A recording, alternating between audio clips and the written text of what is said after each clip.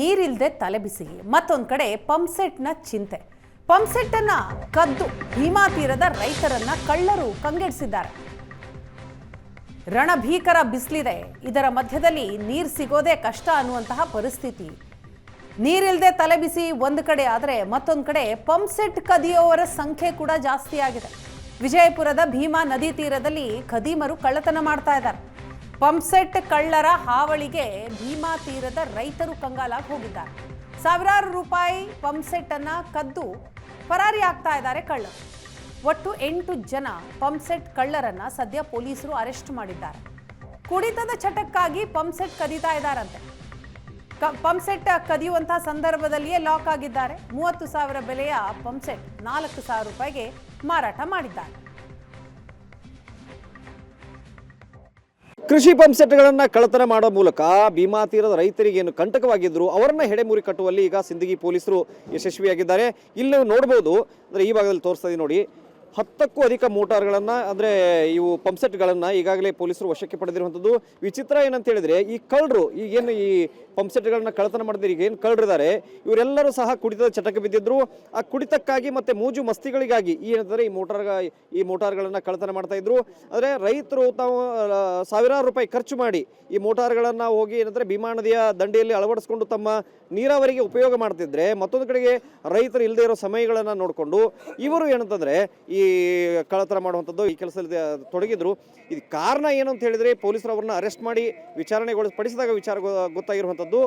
ಇವರು ಪ್ರಮುಖವಾಗಿ ಮೋಜು ಮಸ್ತಿಗಾಗಿ, ಕುಡಿತ ಚಟಕ್ಕಾಗಿ ಮೋಟಾರ್ಗಳನ್ನು ಕಳ್ಳತನ ಮಾಡ್ತಿದ್ರು ಅನ್ನೋದು ಗೊತ್ತಾಗಿದೆ. ಇಲ್ಲಿ ನೋಡ್ಬೋದು, ಸಿಂದಗಿ ಪೊಲೀಸ್ ಠಾಣೆಯ ಹೆಸರಿದೆ. ಮತ್ತೊಂದು ಕಡೆಗೆ ಎಷ್ಟು ಮೋಟಾರ್ಗಳನ್ನು, ಅಂದರೆ ಇಲ್ಲಿ ಪಂಪ್ಸೆಟ್ಗಳನ್ನ ಕಳ್ಳತನ ಮಾಡಿದ್ರು ಅನ್ನೋಂಥದ್ದು ಕೂಡ ಇಲ್ಲಿ ಎಷ್ಟು ವಶಕ್ಕೆ ಪಡೆದಿದ್ದಾರೆ, ಜಪ್ತಿಯಾಗಿದ್ದಾವೆ ಅನ್ನೋದನ್ನು ಕೂಡ ತಾವು ಇಲ್ಲಿ ದೃಶ್ಯಾವಳಿಗಳು ನೋಡ್ತಾ ಇದ್ದೀರಿ. ಈ ಸಂಬಂಧಪಟ್ಟಂತೆ ಮಾತನಾಡೋದಕ್ಕೆ ಭೀಮಾ ತೀರ ರೈತರು ಬರಿದ್ದಾರೆ. ಅವ್ರನ್ನೇ ಮಾತಾಡ್ಸಿದ್ರೆ ಯಾವ ರೀತಿಯಾಗಿಲ್ಲ ಇದು ಕಳ್ಳತನ ಮಾಡ್ತಾ ಇದ್ರು, ಏನಂತ ಹೆಂಗೆ ಕಳ್ಳತನ ಮಾಡ್ತಿದ್ರಿ? ಸರ್, ನಾವು ಮೋಟ್ರ್ಗಳು ಕೆನಲ್ಗೆ ಹಚ್ತಿದ್ದೇವೆ ರೀ, ಮತ್ತು ಹೊಳಿಗೆ ಹಚ್ತಿದ್ದೆವು. ನಾವು ಇಲ್ಲದ ಸಮಯದಾಗ ಅವ್ರು ಬಂದು ತಮ್ಮ ವೈಯಕ್ತಿಕ ಯಾವ ಕೆಟ್ಟ ದುಷ್ಟ ಚಟಗಳ ಸಲುವಾಗಿ ಮೋಟ್ರು ಕಳ್ಳತನ ಮಾಡ್ಕೊಂಡು ಹೋಗಿ ಸ್ಕ್ರ್ಯಾಪಿ ಹಾಕಿಬಿಡ್ತಿದ್ದಾರೆ ತೊಗೊಂಡವ್ರಿ. ಈಗ ಮೊದಲು ನಮಗೆ ಸಿಗ್ತಿಲ್ಲ ರೀ.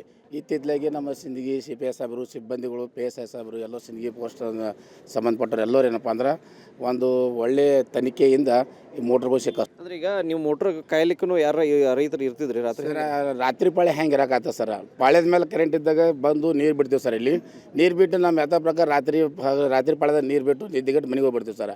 ನಾವು ಮನೆಗೆ ಹೋದ ತಕ್ಷಣ ಬಂದು ಮೋಟ್ರ್ ತುಡು ಮಾಡ್ಕೊಂಡು ಹೋಗ್ಬಿಡ್ತೀವಿ ಸರ್.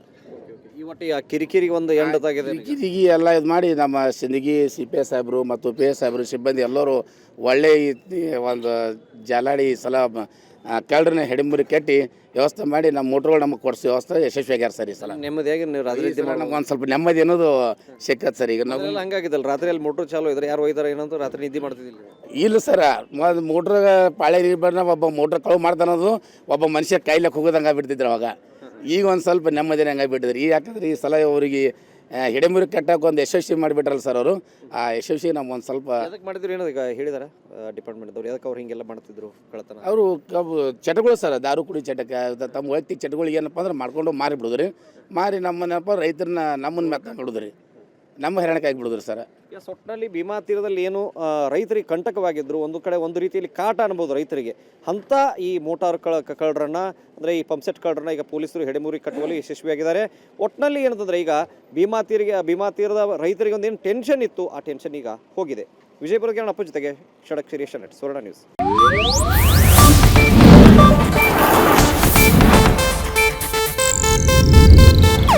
ಇದು ಏಷ್ಯಾನೆಟ್ ನ್ಯೂಸ್ ನೆಟ್ವರ್ಕ್ ಪ್ರಸ್ತುತಿ.